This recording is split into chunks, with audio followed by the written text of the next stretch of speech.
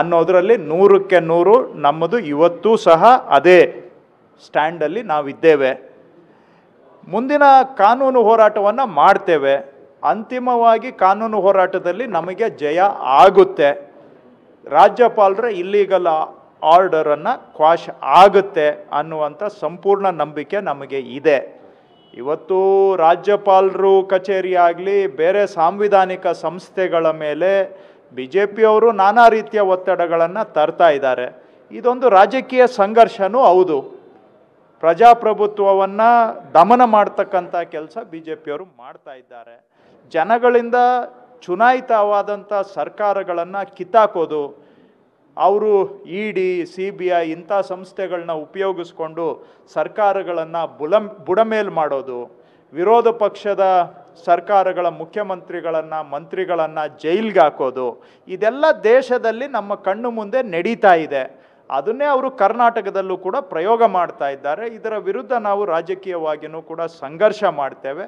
ಯಾವುದೇ ಕಾರಣಕ್ಕೂ ನಾವು ಧೃತಿಗೆಡುವಂಥ ಪ್ರಶ್ನೆ ಇಲ್ಲ.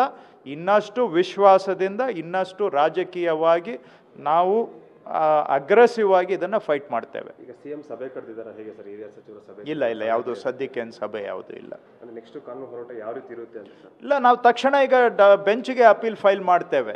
ಡಿವಿಷನ್ ಬೆಂಚ್ ಇದೆ, ತಕ್ಷಣ ಅಪೀಲನ್ನು ಫೈಲ್ ಮಾಡ್ತೇವೆ.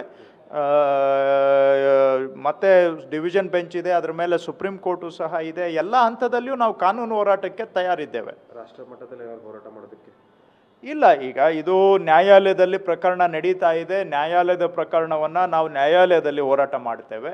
ರಾಜ್ಯಪಾಲರ ವಿರುದ್ಧ ಇದು ರಾಜ್ಯಪಾಲರು ಅದನ್ನು ರಾಜಕೀಯ ಕಚೇರಿಯಾಗಿ, ಸಾಂವಿಧಾನಿಕ ಕಚೇರಿಯನ್ನು ರಾಜಕೀಯ ಕಚೇರಿಯಾಗಿ ಪರಿವರ್ತನೆ ಮಾಡಿದ್ದಾರೆ. ಅದರ ವಿರುದ್ಧನೂ ನಾವು ಪ್ರತ್ಯೇಕವಾಗಿ ಹೋರಾಟ ಅಲ್ಲಿ ನಾವು ಅದು ಎಲ್ಲ ಹಂತದಲ್ಲಿ ರಾಜಕೀಯವಾಗಿಯೂ ಹೋರಾಟ ಮಾಡ್ತೇವೆ, ಕಾನೂನು ಪ್ರಕಾರನೂ ನಾವು ಹೋರಾಟ ಮಾಡ್ತೇವೆ. ರಾಷ್ಟ್ರಪತಿಗೆ ದೂರ ಏನಾದರೂ ಕೊಡ್ತೀರಾ? ನೋಡೋಣ, ಅದು ಮುಂದಿನ ದಿನಗಳಲ್ಲಿ. ಸದ್ಯಕ್ಕೆ ಅದರ ಬಗ್ಗೆ ಇನ್ನೂ ಏನು ತೀರ್ಮಾನ ಆಗಿಲ್ಲ. ಮುಂದಿನ ದಿನ ಅವಶ್ಯಕತೆ ಬಂದರೆ ಅದರ ಕಡೆಗೆ ವಿಚಾರ ಮಾಡೋಣ. ಎಸ್. ಸಹಜವಾಗಿ ಕಾಂಗ್ರೆಸ್ ನಾಯಕರು ಸಮರ್ಥಿಸಿಕೊಳ್ತಾ ಇದ್ದಾರೆ, ಮುಂದಿನ ಆಗೋಗುಗಳೇನೇ ಇರ್ಬೋದು, ಇದರಿಂದ ಯಾವ ಪರಿಣಾಮನೂ ಆಗಲ್ಲ ಅಂತ. ಹೈಕೋರ್ಟ್ ತೀರ್ಪಿನ ಬಳಿಕ DCM DK ಪ್ರತಿಕ್ರಿಯೆ ಕೊಟ್ಟಿದ್ದಾರೆ. CM ಸಿದ್ದರಾಮಯ್ಯ ಯಾವುದೇ ತಪ್ಪು ಮಾಡಿಲ್ಲ, ಅವರು ಕೊಟ್ಟಂತ ಯೋಜನೆಗಳನ್ನು ಸಹಿಸಿಕೊಳ್ಳಕ್ಕಾಗ್ತಾ ಇಲ್ಲ ವಿಪಕ್ಷಗಳಿಗೆ. ಅವರ ಬದ್ಧತೆ ಮತ್ತು ಜನಪರ ಕೆಲಸಗಳನ್ನು ಯಾರೂ ಮರೆಯಕ್ಕೆ ಸಾಧ್ಯ ಇಲ್ಲ. ಸಿದ್ದರಾಮಯ್ಯ ಈ ಪ್ರಕರಣದಿಂದ ಹೊರಬರ್ತಾರೆ ಅನ್ನುವಂಥ ವಿಶ್ವಾಸ ವ್ಯಕ್ತಪಡಿಸಿದ್ದಾರೆ DK ಶಿವಕುಮಾರ್. ನೋಡಿಯಪ್ಪ, ನಾನು ಈಗ ಹೊರಗಡೆ ಬರ್ತಾ ಇದ್ದೀನಿ. ಕಾರ್ಯಕ್ರಮದಲ್ಲಿ ನಾನು ಮುಖ್ಯಮಂತ್ರಿ ಇದ್ದು, ಮುಖ್ಯಮಂತ್ರಿಗಳು ಇದು ಕಂಪ್ಲೀಟ್ ಮಾಡಿ ಹೋಗಬೇಕು ಅಂತ ಆದೇಶ ಕೊಟ್ಟರು. ಆ ಪ್ರಕಾರ ನಾನು ಇಲ್ಲಿ ಕೊನೆಯವರೆಗೂ ಕೂತಿದ್ದೇನೆ. ಈಗ ನೀವು ತಿಳಿಸ್ತಾ ಇದ್ದೀರಿ, ನಾನು ಜಡ್ಜ್ಮೆಂಟ್ ಏನಿದೆ ಅಂತ ಫಸ್ಟ್ ತಿಳ್ಕೊಳ್ಬೇಕು. ನೀವು ಒಬ್ಬೊಬ್ಬರು ಒಂದೊಂದು ಥರ ಹೇಳೋದನ್ನ ನಾನು ಕೇಳಕ್ಕೆ ತಯಾರಿಲ್ಲ, ಯಾಕೆಂದರೆ ನನಗೂ ಜವಾಬ್ದಾರಿ ಇದೆ. ಒಂದು, ನಮ್ಮ ಮುಖ್ಯಮಂತ್ರಿಗಳ ಮೇಲೆ ದೊಡ್ಡ ಷಡ್ಯಂತ್ರ, ನನ್ನ ಮೇಲೆ ಹೆಂಗೆ ದೊಡ್ಡ ಷಡ್ಯಂತ್ರ ಮಾಡಿದ್ರು BJPಯವರು, ಮಾಡಿ ಕೇಸ್ ಹಾಕಿ ಜೈಲು ಕಳಿಸಿ, ಏನೋ ಭಗವಂತನ ಕೃಪೆಯಿಂದ ನಾನು ಹೊರಗಡೆ ಬಂದೆ. ಕೇಸು ಕೂಡ ಅದು ಜೈಲಿಗೆ ಹೋಗಿದ್ದ ಕೇಸು ಕೂಡ ವಜಾ ಆಯಿತು. ಹಂಗೆ ಇವತ್ತು ಕೂಡ ಮುಖ್ಯಮಂತ್ರಿಗಳ ಮೇಲೆ, ಅವ್ರ ಕುಟುಂಬದ ಮೇಲೆ ಒಂದು ದೊಡ್ಡ ಷಡ್ಯಂತ್ರ ಮಾಡಿದ್ದಾರೆ. ಅವರು ಕ್ಲೀನಾಗೆ ಬರ್ತಾರೆ. ಯಾವ ತನಿಖೆ ಆದೇಶ ಮಾಡಲಿ, ಏನೇ ಮಾಡಲಿ, ನನ್ನ ಪ್ರಕಾರ ಅವ್ರದ್ದು ಯಾವ ತಪ್ಪು ಇಲ್ಲ, ಅವರೇನು ತಪ್ಪು ಕೂಡ ಮಾಡಿಲ್ಲ.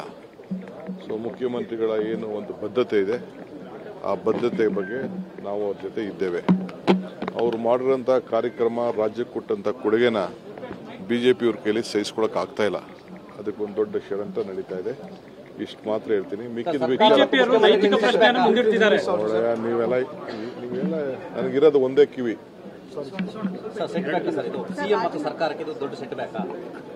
ನಾನು ಫಸ್ಟ್ ನೋಡಿ ಹೇಳ್ತೀನಿ, ಸೆಟ್ ಬ್ಯಾಕ್ ಏನು ಸೆಟ್ ಬ್ಯಾಕ್ ಇದೆ, ತನಿಖೆ ಏನು ನಡೀತದೋ ನಡಿಬೇಕು ಅಂತ ಆದೇಶ ಕೊಟ್ಟಿದ್ದಾರೆ ಅಂತ ನೀವು ಹೇಳ್ತಾ ಇದ್ದೀರಿ.